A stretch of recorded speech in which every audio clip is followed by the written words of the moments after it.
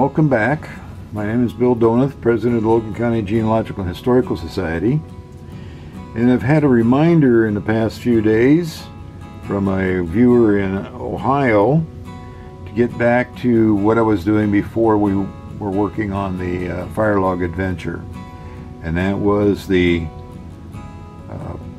digitizing of the Lincoln Evening Courier. Remember, it was 1940, October 23rd.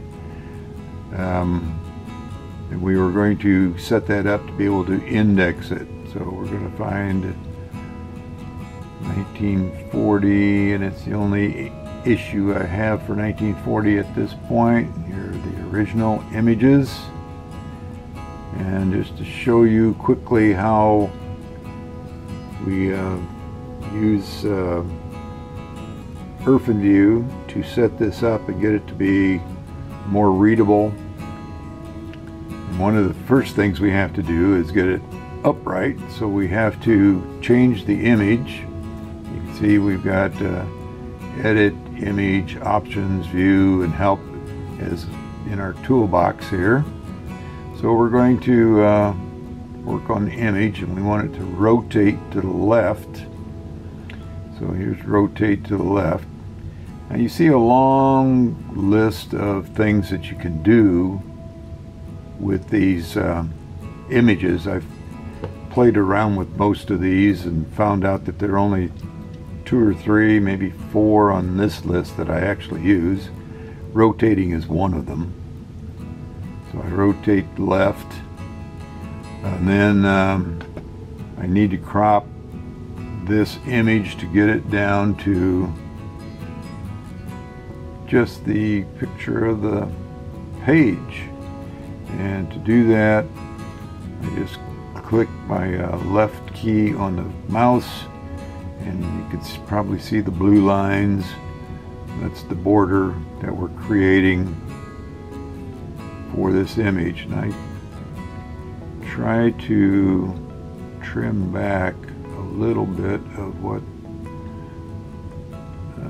the newspaper naturally has for borders, and that enhances.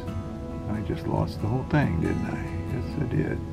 It enhances the ability to make the image larger when you get to that point. Okay, let's bring this one in just a hair. Bring that one down just a little bit more. And the crop is in edit. We're changing the image, so we're editing the image. So we have to crop that, and that's way down here. And that's about the only thing I use in this list. I can't remember doing anything else. Then we have to improve the readability. The contrast between the print and the background is can be improved greatly. And here's how I do that. And again, it's in image, and I auto adjust colors. You can see how much brighter the background gets. And one thing I always do, just in case there's a fuzzy problem around the letters or whatever, I hit sharpen, and that clears up a great deal of that. But we still have this tinting in here from the oxidation of the paper. And the paper originally wasn't this yellowish tan color that you're looking at here. It was black and white. So we're going to convert to grayscale, and that will do black and white for us. And there we have the image that we want to work with. Now we have to get it large enough to be able to read, and there are 2 buttons up here in the toolbar that increase or zoom in, and then this one is zoom out. So zooming in, we can, I found that with this particular paper, having 4 columns visible is pretty good. It gives you print size enough to be able to read. And if you want to hold that for all the pages, you can click on View, and then you can lock the zoom. All right, we've got the image all set up now. And it's bring up the spreadsheet, and normally it's this size, and we're going to reduce it so that we can see both the spreadsheet and the image at the same time. And we're going to need some guidance to the researcher, the clues to find what they're looking for, and of course they're always looking for names, aren't they? And they're going to find them in an issue of the paper, so we have to tell them which issue it is. They're going to need to know which page number it's on, and they're going to need to know which column it's in, since it's such a busy paper. And they're going to need to know which article it's in. I call those events. So it could be a wedding, it could be a funeral, it could be anything. So the issue here is 1940, and we start with the year because the computer, to put things in chronological order, wants the most important thing first, and that's the year. And it's an October 23rd, and it's the Lincoln Evening Courier. So we need to keep a sheet of paper around with those abbreviations on there. We know we're working on page 1. We're starting with column 1, and it looks like it's going to be advertising. So if we scroll down through that column 1, it's Feldman and Company, and it's just the one ad. So it's Feldman and Company. And they were a bookstore in town when I was a kid. And we would get our school books there when we had to buy them. And you'll see I don't use a lot of punctuation here because there's just so many strokes my old hands are going to do anymore. And we come over to column 2. Let's move it over so we have column 2 over there at the side. And there's a lot of literature to read. Well, we need a event, don't we? And list of Logan draft serial numbers is awfully long, so let's just call them draft numbers.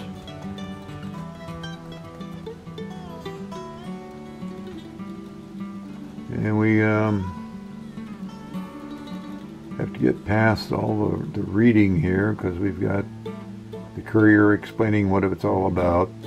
We have the method of drawing that the government followed to match the numbers with the names, and the fact that there's going to be questionnaires coming along for the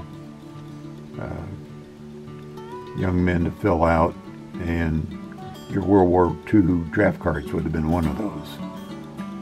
And then you talk about the different classes that they'll be assigned to, and then we get to the names.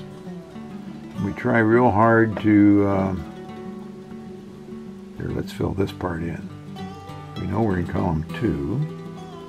We're still on, well, both of these are going to be the same, so let's just go Control C, Control V, and that's going to be the same for the next 50, 60 lines, so we won't be filling that in with every name. We'll just type them all in first, and then we'll copy that information into each of those lines. Okay, we'll put in a few names here just so you get the idea. And I do this when I'm watching TV in the evening.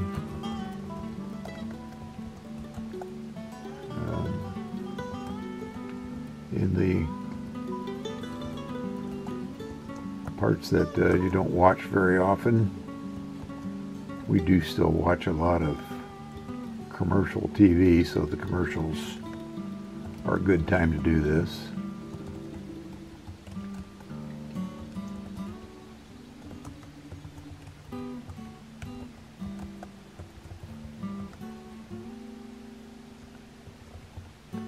And then this one will help me explain something else here. Now, is it Delbert or is it Delbert? I know Delberts, but I never heard of a Delbert before. But I'm not going to change it. I'm going to leave it just like I found it, because I think of myself as a historical reporter rather than a historian.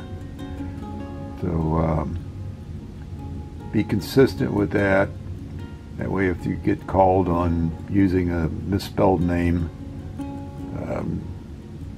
you can tell them to go check the paper. Okay, then that should be enough of that, so you don't have to be doing that. So next column would be column 3, and it again looks like a advertisement. So watch what happens here when I just type an A. That's one thing I like about spreadsheets.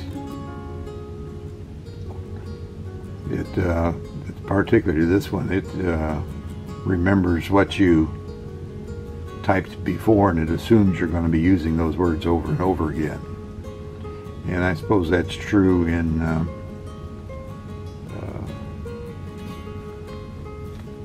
bookkeeping work as well. And then we've got to find out who's doing the advertising here. So, fridge sets, clothes dryers, hassocks, hammocks, not hammock, hamper. And it's Avery and Comstock, and they were still in business when my wife and I were married. Bought a few things there, and we just keep that up. And we can go to column 4 and start with the names again. Column 5, names again. Another ad in column 6. Column 7 is more names. And then by the time you get to the end of page 1, you've written 331 names. That's usually the total you get out of an issue of paper right there. And you've got 7 more pages to go. Actually 6, because the 8th page is just a political advertisement. Okay, so you've got an idea now how to fill that in, and you keep saving it. About every 10 lines I save, because it saves you a lot of rework if you lose it. And so I'm going to quit that right now. Cancel that and bring up the finished version of the index. So there's what the finished index looks like. You can see the same names I typed in, and they're in the same location. I haven't alphabetized them yet because I want to show you that. The column widths are just the same, and there's some adjustments we have to make there to make it more readable. This column is this wide.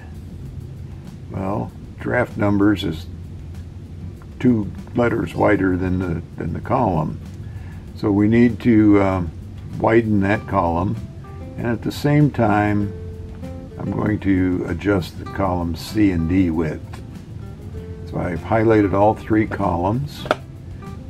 Now we're working in Excel now, we're not working in IrfanView. So we're going to, we're working with cells. We're going to make these cells wider or narrower depending on which way it works. And then format, and we have an automatic fit column width. So that makes it, each column, the width wide enough for each of the whatever's in the column. These two need to be centered to make them more readable. And we're going to go back to where the center is right here. I know that some of the names are wider than the column. Some of those German kids have 4 names instead of 3. So we're going to go home, format, column width. Well, I hit the wrong one. It's got to be auto fit. Oh, I know what I did. I just highlighted the name. So that's how wide it is right now. So let's do that again. Show you how to do it right this time. Auto fit. And now it's wide enough for all those names. All right, so and then we save that. And we've got that ready for any researcher that comes along, except for having it in alphabetical order. So let's finish that part up. So we got home, and we're going to work with data this time. Actually, we're not going to be at home, we're going to be at data. And we're going to want it to sort for us. So here's sort. And we have to tell the computer what it is, which columns we want to use in the sorting process. So let's move this over a little farther. The most important one, of course, is column A, which is the name. And we can put in all of these columns if we want to. It's really not going to make any difference, but I want to make sure. And it only makes a difference if every name was the same, or there were any names in here that were the same. Then they would be. It would be necessary to know what page they're on. So I would go to with page, which is column C, and then I would throw in column in case it shows up in more than one spot on the same page. And then the titles of the articles are just going to follow the sort. And you didn't see that, did you? It happened so quickly that it was instantaneous. So all of these are now in alphabetical order, and you can see that we had 2,717 lines of names and advertising. And I want to delete this blank line. There's no need for it to be there. So we're over here at cells again. We're going to delete a row. Notice I'm over here in the blank area of the spreadsheet. That's in case I accidentally hit column. I don't delete a whole column that I have to rebuild, or I have to go back and get my previous copy of the spreadsheet. Now it's ready to save, and we save that, and we've got it in alphabetical order. But that's how to do an index. If you have any questions, be sure to send us an email or leave a comment on the video so that we can get back. And this was somebody from Ohio sent an email and said, what's the next step on that newspaper part, that they were wanting to do the same thing. So here we are, and we'll see you with the next one.